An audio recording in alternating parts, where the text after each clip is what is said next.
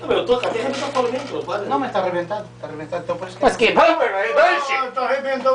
Tá arrebentado agora, nego. Sei lá. Que dó, arrebentou agora. Arrebentar, Brasinho.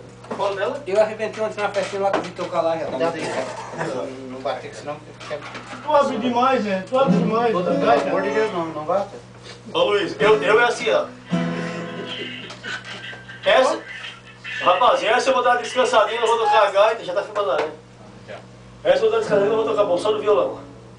Essa eu não vou tocar não. Não quero tocar na gaita. Não, essa não, já. Vou descansar um pouquinho também. A gaita é pesada aí, que o violão toca, daí não cansa. Já cansa. Agora tá Eu não li que eu nunca vi, também não vou atender aqui.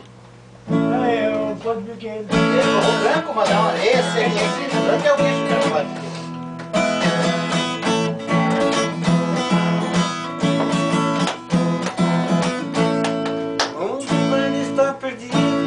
Já não endireita mais.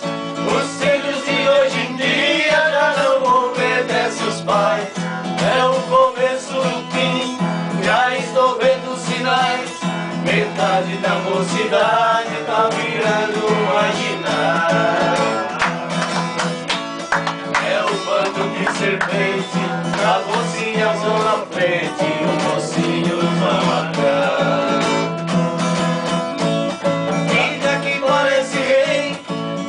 Parece rainha, eles que mandam a casa e ninguém tira a farinha. Quando a mãe calar a boca, coitada fica quietinha.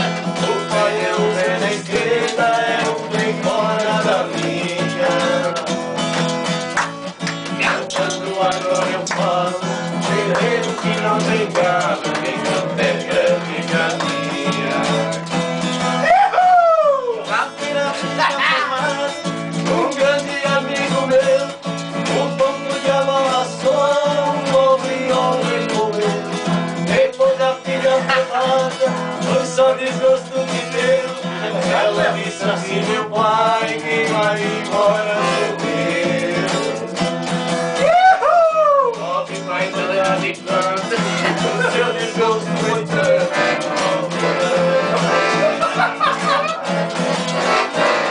Meu medo é Deus nas alturas e o mundo é meu colégio. Eu sempre segui cantando, Deus me deu um privilégio. Mata a cobra e mostra o pau, eu mato e não apedrejo. Dragão de 7 cabeças também mata e não alejo. Nego, para de tocar um pouco, nego, deixa só o branco. Quando velho não tem jeito, a vaca já foi.